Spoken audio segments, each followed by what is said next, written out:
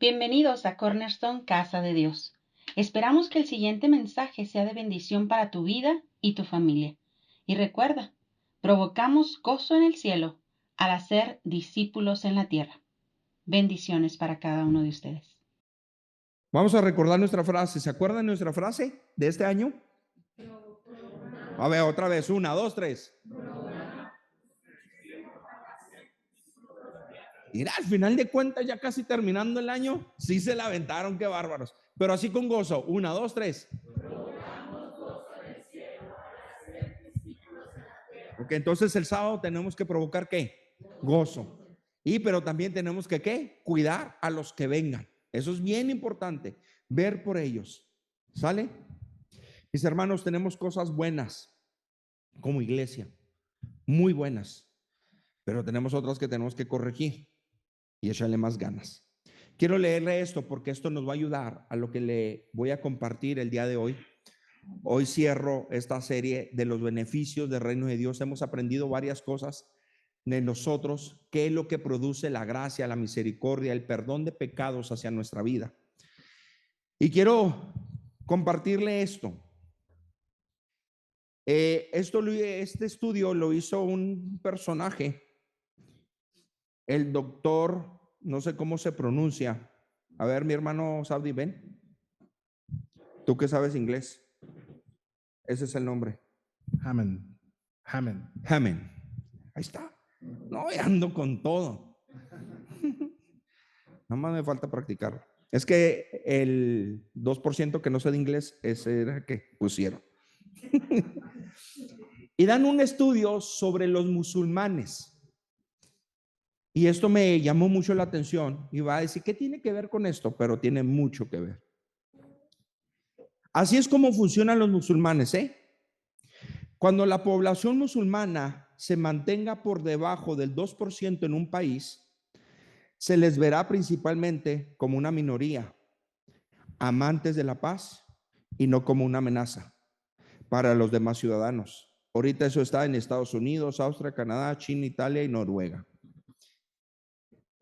Conforme a la población musulmana alcance el 2 al 5%, comienza a reclutar las minorías étnicas como grupos afectados, gente pobre, pandillas, gente callejera. Ahí hay algunos grupos o países, perdón, lo bien dicho, como Dinamarca, Alemania, Reino Unido, España, Tailandia. A partir del 5%, ejercen una influencia desmesurada en proporción a su porcentaje de población. Por ejemplo, impulsar la introducción de la comida y aumentar la presión para que este tipo de alimentos se coloquen en los estantes de las tiendas, con amenazas o exigencias. Fíjese cómo va, ¿eh? Cuando los musulmanes se acercan al 10% de la población, tiende a aumentar la anarquía como medio de queja por sus condiciones y para sus condiciones. Y empieza a haber incendios de autos. Cualquier acción no musulmana ofende al Islam y da lugar a levantamientos y amenazas, como ocurrió en Ámsterdam y en otros lugares. Cuando la población musulmana llega al 20%, después de alcanzar el 20%, las naciones pueden esperar disturbios de extrema alerta, formación de milicias asesinatos y quema de iglesias o sinagogas. Cuando llegan al 40%, experimentan masacres generalizadas, ataques terroristas y guerra. Cuando llegan al 60%, la persecución de los infieles no creyentes aumenta significativamente, incluyendo limpiezas étnicas y, ahora sí, el uso de los grupos que ellos han levantado. Mis hermanos, podemos ver cómo una creencia puede llegar a influir grandemente. Cuando veía estos números, la verdad, sí me me asusté un poquito porque al principio, ¿cómo empiezan? No pasa nada. Y después pasa todo. Y cuando vemos el cristianismo, mis hermanos, es diferente. Yo sí tengo, y se los he dicho, tengo una problemática seria al decir que en Juárez hay más de 1000 iglesias. Es mucho. En ninguna parte de la República hay tantas iglesias en una ciudad. Y la pregunta es, ¿cómo está nuestra ciudad? ¿Somos de influencia del pueblo evangélico, mis hermanos? No, porque si fuéramos de influencia, no existiría la violencia que debe de haber aquí. La ciudad sería diferente. Tendría que haber paz. Tendría que haber armonía. Sobre todo tendría que haber limpieza en las calles. Porque si vemos el reino de Dios, cuando está en Génesis, ¿cómo dice la escritura? ¿Cómo estaba Dios y el Espíritu de Dios se movía sobre la faz? ¿Y cómo estaba la tierra? Desordenada. ¿Y qué? Había caos. Pero cuando Dios entra en acción, empieza a poner ¿qué? Orden. Y eso mismo tiene que pasar en nuestras vidas. Cuando venimos antes de venir a los pies de Cristo, ¿cómo estaba nuestra vida? En desorden, mis hermanos. Pero cuando venimos a los pies de Cristo, ¿qué empieza a haber? Orden. ¿Se acuerdan los que llegamos aquí al principio de esta propiedad? ¿Cómo estaba? En desorden. El edificio de atrás, que queda aquí atrás, era una tapia. Y cuando le dije a los hermanos, aquí nos vamos a meter, yo sé, todos me vieron así como que, todos bien fifís. Ay, ¿cómo aquí? Lógico, pues lo tenemos que arreglar. Ya cuando lo arreglamos, cambió el asunto. Mis hermanos, necesitamos compartir el evangelio. Necesitamos compartir el evangelio para que realmente nuestra comunidad cambie. Y cuando digo compartir el evangelio, yo creo que no solamente hay que compartirlo afuera, sino también ¿dónde? Aquí adentro. Porque la pregunta sería, ¿cuántos somos cristianos? U otro poquito más fuerte, ¿cuántos somos discípulos de Cristo? Hoy muchos se dicen ser cristianos, pero la pregunta es, ¿cuántos somos seguidores de Cristo? Son dos cosas. Y leemos y decimos el Padre nuestro, venga a tu reino y hágase ¿qué? ¿Eso qué quiere decir, mis hermanos? Que se va a hacer lo que Él dice. ¿Y cuántas veces Dios nos ha dado una instrucción y nos cuesta obedecerla? ¿Le ha pasado a usted? A mí me ha pasado. ¿A cuánto nos cuesta leer la Biblia, orar? ¿A cuánto nos cuesta venir a la iglesia? Y no es fácil el cristianismo, ¿eh? No es fácil. Pero déjame decirte algunos beneficios. Y quiero resaltar 3 cosas que nos habla la palabra justificación. Quiero resaltar este aspecto maravilloso de la justificación y quiero darles un simple definición de justificación y no de un diccionario teológico, simple y llana del diccionario. Y me gustó mucho. Ser justificado significa ser puesto otra vez en la relación adecuada con una persona a la cual uno había ¿qué? Ofendido mediante una obra mala. Nuevamente, ser justificado significa ser puesto otra vez ¿qué? En la relación adecuada con la persona que ofendimos haciendo algo. Y nosotros fuimos ¿qué? Justificados. ¿Por qué? Porque ocasionamos algo, no lo hicimos nosotros, pero a través del pecado, el pecado imputado de Adán y Eva, ¿qué? Hicieron algo, desobedecieron. No fue haberse comido el fruto, fue desobedecer al mandato que les había dicho Dios, no comerás. Y eso cambió la historia y aquí estamos. Y entonces se rompió ¿qué? Esa relación entre Dios y los hombres. Y por eso el hombre ha querido y hace su vida como se le antoja. Y a veces muchos cristianos la hacemos también de la misma manera. Pero cuando entendemos la justificación de que Dios al momento en que somos salvos, mis hermanos, se alinean, otros dirán, los planetas y todo eso, no, se alinea tu vida a Cristo y entonces ahora sí, empieza una buena relación de aquí en adelante en Cristo, correcta. Y hay un pasaje que describe poderosamente esto. Colosenses 2, 13 al 15 dice de la siguiente manera: y vosotros, estando muertos, ¿en qué aspecto? En pecados y en la incircuncisión de vuestra carne, que dice, os dio vida juntamente con él. ¿Se fija cómo nos va describiendo cómo estábamos? Muertos. ¿Un muerto sirve para algo? No. Y a los 3 días, como dicen, feo, ¿verdad? No es algo agradable. ¿Cuánto les ha tocado pasar por las calles de Juárez y a veces un perro atropellado? Y luego ya lo ve todo inflado y luego cuando se revienta y cuando pasa, ¿cómo está el asunto? Dice uno, así olíamos, así andábamos. Así tus amigos, que tu amigo y mi amigo que vamos a traer, como diría un guatemalteco, mi amigo que vamos a traer en el sábado, así anda oliendo. Así usted y yo olíamos. ¿Le ha tocado trabajar así en el sol duro? Y luego de repente llega a su casa y ¿qué es lo primero que le dicen? A la regadera, por favor, compañero. ¿Verdad? Porque eso está terrible. ¿Le ha tocado cuando trae honguitos en los pies? Cuando se quitan los zapatos, ¿qué? Su mecha. ¿Verdad que no es algo agradable? Así es el pecado. Así están nuestros amigos. Nosotros ya no estamos en esa condición, pero estuvimos un día.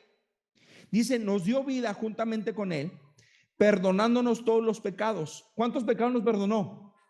Todos, mis hermanos. Y dice esto, anulando el acta de los decretos que había en contra de ¿qué? Esto era un poder judicial. Este es culpable. Estaba la sentencia y decía, ¿este qué? Es culpable. O sea, no había para dónde escaparnos, mis hermanos. Tu sentencia y mi sentencia, ¿qué era? La muerte eterna. Pero dice que esa acta de los decretos que había en contra de ¿quién? De nosotros, que nos era contraria, o sea, decía todo lo que éramos. Todo lo que éramos y un poquito más, porque así es Satanás que le agrega. Quitándola en medio, ¿y qué hizo Cristo? Y clavándola en ¿dónde? ¿Y qué hizo? Y despojando los principados y las potestades, ¿qué dice? Los exhibió públicamente, triunfando sobre ellos en la cruz.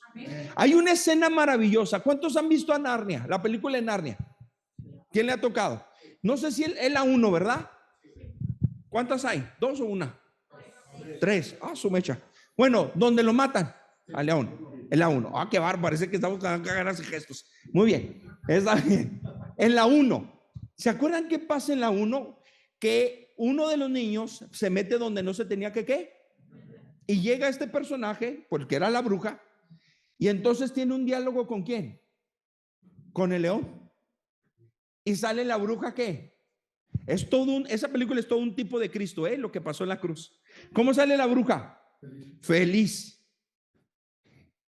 ¿Y qué hizo el león? ¿Cuál fue el pacto que hizo el león? Yo doy la vida, porque ese joven merecía morir por lo que hizo. ¿Y qué dijo el león? Yo doy la vida. ¿Y cómo sabe uno? ¿Se acuerdan cuando hay un fiestín, cuando va precisamente y lo suben en una piedra y se ve el sacrificio y todo? ¿Cómo? Cuando veo esa escena, cuando leo este pasaje, veo esa escena. Así Satanás como burlándose. ¿Cómo estaba? ¿Se acuerdan de esa escena? Es algo fuerte y grotesca, pero refleja cómo se manifiesta el enemigo cuando piensa que triunfó. Y cuando muere el león, ellos celebran y todo, y después ¿qué hacen? Se van. Y en su momento, ¿qué sucede? La bruja pensó que había ¿qué? Triunfado, pero no sabía que esa era ¿qué? Su derrota. ¿Y qué sucede? Tiene que ver la película. Y es el final, véanla. Lógico, mis hermanos, si es un tipo de Cristo que hizo Cristo al tercer día, resucitó con poder y gloria. Y es una imagen en la segunda película. Es como el Espíritu de Dios se mueve en la vida del creyente. La tienen que ver. Es una película que ese es el objetivo. Y gracias a Dios por ese tipo de personajes o los que la firman, porque es un mensaje. ¿Cuánta gente no la vio? Miles. Y la vimos cristianos y nos pasó por aquí, ¿verdad? A saber de qué se trataba. Se trata de eso, mis hermanos. Anunciar el evangelio de Cristo de una manera diferente, pero mostrando qué es lo que hizo Cristo. Y eso hace. Y entonces vamos a ver 3 aspectos de la justificación. ¿Están listos? Quiero que me ayuden a encontrar los siguientes pasajes.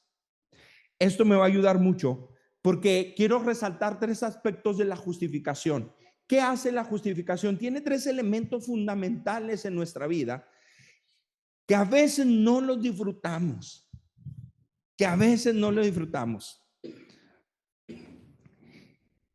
Ayer, tuve el privilegio. ¿Se acuerdan que les he hablado mucho del pastor Ay, un coreano? Ok, anda por aquí. Y ayer tuve la oportunidad de estar con él un rato. Estuvimos en una junta que teníamos que estar. Y hoy en la noche estaré con él otro rato. Pero fue algo que me llamó la atención. Me dice su esposa, Armando, dice, ¿cómo estás? Le digo, bien. No, es que te ves bien, te ves feliz. Y dice el pastor Ay, no, Elena, no te equivoques. Ese es el estado, así nació Armando, parece que está feliz, pero realmente estará feliz. Y le digo, tiene usted razón. Dice, Armando parece que siempre anda feliz, pero realmente estará feliz. Y eso me hizo reflexionar un poco y un mucho a la vez, porque así vemos muchos cristianos que estamos dentro de la iglesia, pareciera que estamos dentro de la iglesia y muy contentos, pero por dentro nos está consumiendo muchas cosas, mis hermanos, porque no hemos entendido lo que hizo la justificación. Y una de las cosas que hizo la justificación, ¿se acuerdan? Fue restablecer ¿qué? Y ponernos en la misma posición, en comunión con la persona. Eso quiere decir que la justificación, algo que hizo, es ponerme delante de Dios y con Dios, en tener una buena relación, ¿qué? De nuevo, una relación correcta.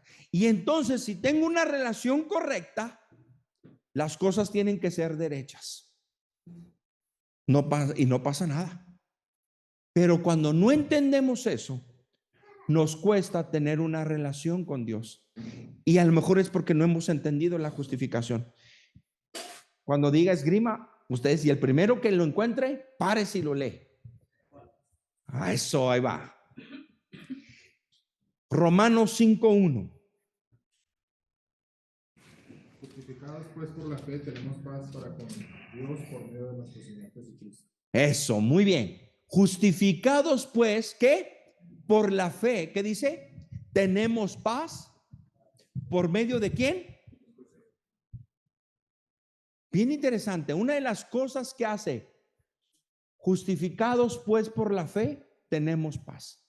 La justificación produce lo siguiente: una fe que te hace estar en paz ¿con quién? Con Dios. ¿Cuántos realmente han experimentado esa paz?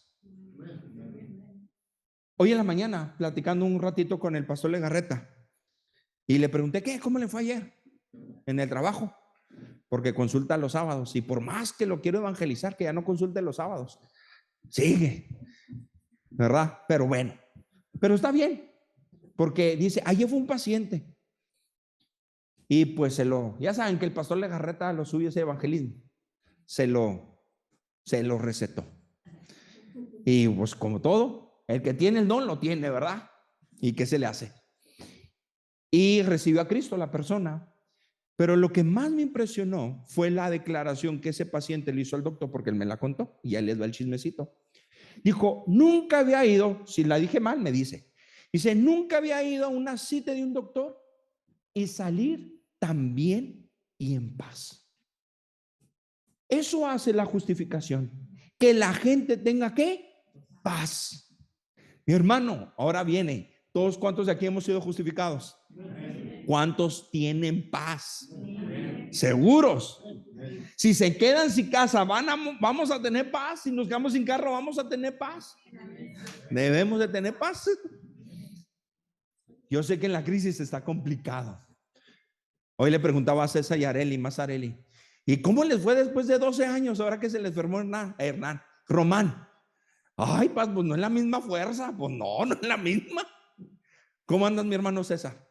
¿Al 100? ¿O nada más se lo levantó Areli? Sí, le entraste a los cancos. Eso, ¿verdad? Yo sé que no es fácil en momentos cuando un ser querido está enfermo. Pero mis hermanos, una de las cosas que hace la justificación es darte paz con Dios. Así que si estás en una crisis, si estás en paz con Dios, y más en América Latina tenemos este concepto. Nos gustan las relaciones y los amigos para que nos saquen de los problemas. ¿Cierto o falso? Y ayudan. Yo sí tengo una situación yo trato de tener un poquito de todo, Digo, bueno, en cuanto a medicina, bueno, ya tengo aquí a mi amigo el doc. Y luego digo, si un día se me atora la comida, no, pues aquí con Sabe. Y luego digo, ay, si un día las computadoras, pues con Juanpa. Y empieza y no, y así. ¿Y a poco no es bonitas las relaciones? Son bonitas las relaciones.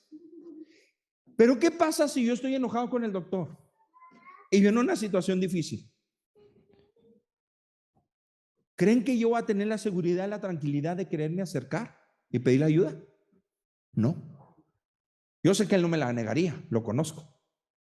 Pero uno sabe que no está bien. Mis hermanos, cuando fuimos justificados, por eso justificados pues por la fe, tenemos paz para con Dios. Es decir, ya estamos en la relación correcta. Es decir, que nos podemos acercar ¿qué? Confiadamente al trono de la gracia para encontrar ¿qué? Oportuno socorro. Así que nuestros amigos necesitan encontrar esa paz cuando tú y yo estamos en un problema, en una dificultad, para entonces ¿qué?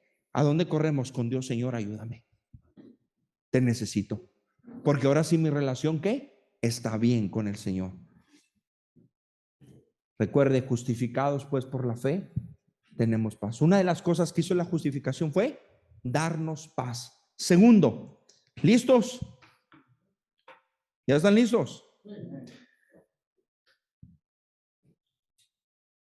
Romanos 5:9. Pues mucho más, estando ya justificados en su sangre, por él seremos salvos de la ira. Les está ganando, el hermano sabe. Ok, ¿qué dice? Entonces, mucho más que habiendo sido justificados, ¿por qué? No solamente Jesús usó la fe, sino que otro elemento usó su sangre, ¿qué? Preciosa. Por eso, y dice que fuimos comprados a precio de sangre. Y si dice que fuimos comprados, eso quiere decir que nuestra salvación tuvo un precio. ¿Y cuál fue el precio? El viacrucis de Cristo. Venir con el simple hecho, bajar a la tierra, mis hermanos, era más que suficiente. Pero no solo eso, ¿qué más hizo? Fue a la cruz, fue evidente. Lo escupieron, le pusieron una corona, lo golpearon y estuvo ahí en la cruz. ¿Pudo bajarse? Pudo bajarse. ¿Pudo mandar ángeles y todo? Lo pudo hacer. Pero no lo hizo por dos cosas: para la gloria del Padre y por amor a nosotros. Y es por eso que esa sangre preciosa, ¿qué produce, mis hermanos? ¿Salvarnos de qué? De la ira. Tu amigo y mi amigo, si no tienen a Cristo, les va a caer ¿qué? La ira de Dios. Así como Dios es amor, otro de sus atributos que es un Dios de ira. Ay, no, que Dios es amor. Claro que es amor, pero diferente a nosotros. Él es su capacidad como Dios y todo. Él no peca, nosotros sí. Por eso dice, airaos, pero no pequéis. Pero una de las cosas, ¿de qué nos salvas esa justificación a través de la sangre?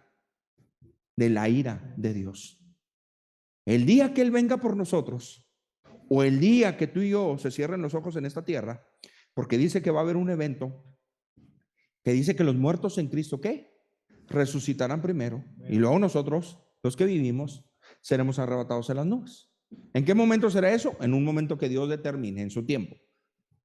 Pero va a haber Un juicio. Y ahí todos vamos a recibir lo que merecemos. Y ya está determinado. Si recibiste a Cristo en la tierra, pero si no, al lago de fuego por la eternidad. Y no hay una segunda oportunidad. La única oportunidad que tenemos es aquí en la tierra. Por eso dice en Pedro, Él no quiere que ninguno perezca, sino que todos procedan. ¿Qué? ¿Y por qué? Si recordamos este pasaje, porque Él dio su sangre por toda la humanidad. Y esa es una de las cosas maravillosas. Tú y yo ya estamos salvados de esta ira, pero ellos no.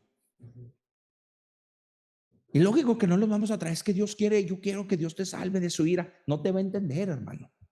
Esto es para nosotros. Ay, sí, a mí que me interesa. Pero que tú y yo sepamos que esa fe produce paz y esa sangre produce vida, mis hermanos. Debe de cambiar nuestra manera de pensar y de vivir y compartirles a otros de Cristo. Tercero y último, ¿qué produce la justificación? ¿Están listos? Este pasaje tienen que acordar. A ver si es cierto. A ver si pasamos el examen. ¿Qué se celebró el 31 de octubre, mis hermanos? No, Halloween, no, mis hermanos. La Reforma Protestante. Si no vino el miércoles, se la perdió. Se celebra la Reforma. ¿Qué es eso, pastor? Pues venga a la iglesia, no lo va a contar. Pero este pasaje en especial fue uno de los que deslumbró a Lutero, a Martín Lutero, y transformó su vida. Siempre la escritura, mis hermanos, tiene que ocasionar algo poderoso en nuestra vida, un entendimiento claro. Cuando entendemos, por eso dice, conoceréis la verdad. Cuando conocemos la palabra de Dios y su verdad, se quitan ataduras. Ataduras. Hay muchos de nosotros que tenemos ataduras y las tenemos por ignorantes. Nada más. ¿Por qué? Porque no conocemos la palabra y las tenemos. Pero vean lo que despertó en Lutero la Reforma, siglo XV. ¿Ya se acuerdan qué pasaje es? Se lo digo. Romanos 1:17. El evangelio y la justicia de Dios se revela por fe y para fe, como está escrito, mas el justo por la fe vivirá. ¿Qué produce? Gracias. ¿Qué produce la fe, mis hermanos? Vida. ¡Qué maravilloso! No solamente la justificación que te da una relación con Dios y te establece, que te da paz, te produce, te quita de la ira, sino que también que te da vida. ¡Qué maravilloso los elementos de la justificación! Y dice, porque el evangelio, ¿qué es el evangelio? Las buenas noticias. ¿Qué son buenas noticias? Que Jesús resucitó, mis hermanos.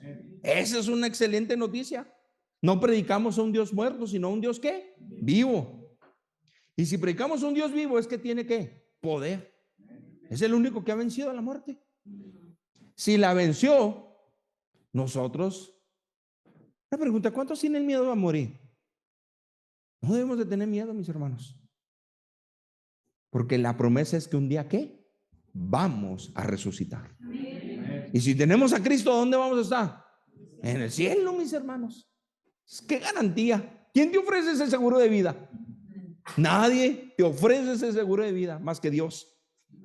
Y dice que el evangelio, las buenas noticias, dice que la justicia de Dios se ¿qué? Revela por fe y para fe. Como está escrito, mas el justo, todo aquel que ha sido justificado, una de las cosas que va a tener en su vida y tiene que es vida. ¿Cuántos disfrutamos esta vida? Al momento que venimos a los pies de Cristo, mis hermanos, tenemos que aprender a disfrutarlo. ¿A cuánto les ha pasado cosas tristes? A todos. Y yo no puedo decir que las mías son más complicadas que las suyas. Ni usted puede decir que las suyas son más complicadas que las mías. Cada quien, Dios lo pasa por un proceso que necesita. Y una de las cosas que nos enseña es que si ya fuimos justificados y al ser justificados ya tengo una buena relación, me enseña que en medio de la crisis esa relación se estableció para que en medio de la crisis yo pueda entender que puedo platicar con Dios y me ayuda a comprender que fue el primer principio. ¿Qué fue el primero? No solamente que voy a tener, me enseña que puedo tener ¿qué? Paz en Él. Y la paz de Dios que sobrepasa tu entendimiento, ¿qué va a hacer? Guardará nuestros corazones y nuestros pensamientos. Y luego no solo eso me dice que puedo tener paz en Él, sino que me enseña también lo siguiente, que gracias a esa sangre preciosa que se logró la justificación, ¿qué voy a tener, mis hermanos? Me voy a librar ¿de qué? De la ira de Dios. Motivos para estar contentos. No solo la paz, con solo el simple hecho de paz ya es más que suficiente. Pero no solo eso, sino también ¿qué? Paz. Y por tercero me dice que por ser justificado a través de la fe, ¿qué me enseña? Que voy a tener ¿qué? Vida. Somos seres eternos, ¿sí sabía? Tenemos un principio, no somos dioses. Tenemos un principio que se llama concepción, pero no tenemos ¿qué? Un final. Pasaremos la eternidad con nuestro Señor. Y eso es algo maravilloso. Eso es lo que hace la justificación. Podemos decir, en otras palabras, que somos superhéroes. Siempre decimos, si fueras un superhéroe, ¿qué te gustaría? ¿Qué diría usted? Somos superhéroes, mis hermanos. Nunca vamos a morir. Nunca vamos a morir. Este cuerpo en un momento, si no cierra sus ojos aquí, pero cuando venga Cristo va a sufrir una transformación como no sé cómo la va a hacer, pues Él es Dios, pero le digo, Dios, es mínimo en esa ocasión sé delgado. Nada más sé delgado. Ayúdame a ser delgado. Pero si no, pues no hay problema, ¿verdad? Pero vamos a tener un cuerpo glorificado. Ya no habrá enfermedad, ya no habrá dolor. Pasaremos la eternidad con Él, alabándole, sirviéndole, regocijándonos. Mis hermanos, eso produce la justificación. Esa vida, esa ira que ya no será depositada. Y sobre todo, mis hermanos, esa paz la estamos experimentando. Yo no sé si la está experimentando, pero es algo que Dios quiere que la experimentemos. No solamente nosotros, ¿saben quién quiere Dios que lo experimente? Las personas que estamos orando por ellas. Todos esos. Todos los que tú y yo conocemos. Y sí, quisiéramos que vinieran nuestros amigos, familia, mi papá, mi mamá, mi abuelo, todo, y meterles el evangelio. Quisiéramos. Porque sabemos que eso es lo mejor. Pero Dios trata con cada persona. Nada más nuestra responsabilidad, ¿qué es? Hablarles de este Dios maravilloso. Que si lo recibimos como nuestro Señor y Salvador, tendremos paz. Su ira no será depositada sobre nosotros y tendremos vida. ¿Cuántos se gozan por eso? Eso produce la justificación. Eso produce el tener ahora una buena relación con Dios. ¿Cuántos tienen una relación con Dios? ¿Cuántos están seguros que tienen una relación con Dios? ¿Seguros? Yo le animo a que disfrute de la vida. Es difícil, a veces las luchas que tenemos mentales, los gigantes que hay que vencer, pero tenemos uno que es mayor, que es Jesucristo. Y dice que podemos tener la mente ¿de qué? De Cristo. ¿Y en qué aspecto? Poderosa. Pero para eso tenemos que leer la palabra, memorizar su palabra, para que entonces estos pensamientos se sujeten a Cristo y no fluya la carne, sino que fluya el Espíritu. Porque las obras de la carne, al final de cuentas, son ¿qué? Muerte. Pero la obra del Espíritu es diferente. Esperamos que lo aprendido hoy haya sido de bendición para tu vida. Nos vemos en la próxima emisión.